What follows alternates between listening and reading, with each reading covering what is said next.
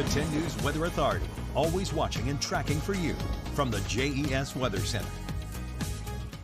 Well, good morning. Here is a live look out at our sky cam. What you can't see is the gusty winds, but what you can see is what looks to be like cool air, and that's exactly right. Temperatures up in the 20s for parts of the highlands and then in the 40s for south side.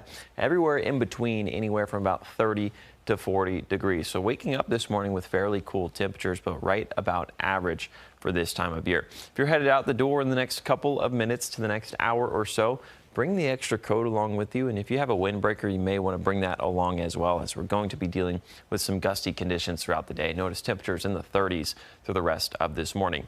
Winds are primarily out of the north and northwest due to that front that passed through last night, brought us a little bit of rain and even brought some of us some light snow showers. Winds will be gusting near 30 miles per hour later on this afternoon, and they'll be sustained about 10 to 20 miles per hour throughout the entirety of our Saturday.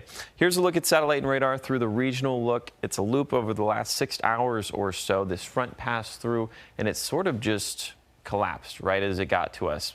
We were a little bit too warm for snow. The air wasn't really saturated, so we only saw a couple of light showers through the Roanoke Valley. Parts of Lynchburg and parts of Southside also saw a couple of light showers, but the majority of the Northeast is where all of this activity is being seen in terms of snow showers.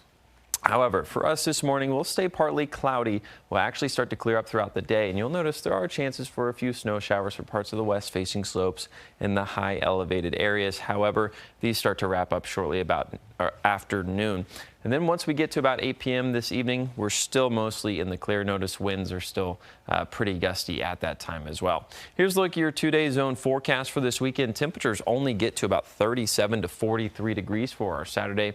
Tomorrow we return back to near average, anywhere from about 47 to 53. So some warmer air will certainly be moving back in as temperature is going to be bouncing back heading into next week. So the cold air is going to again retreat off to the north, and the storm track will stay mainly to our west. So we'll have a couple of days of some warming, and in fact the next 7 days or so will be warmer than average through at least next Thursday. So if you've thought it's been pretty warm this winter, well, you're spot on. It is the 4th warmest winter on record. This month so far, we've been about 9 degrees above average, so it certainly has been warm out there.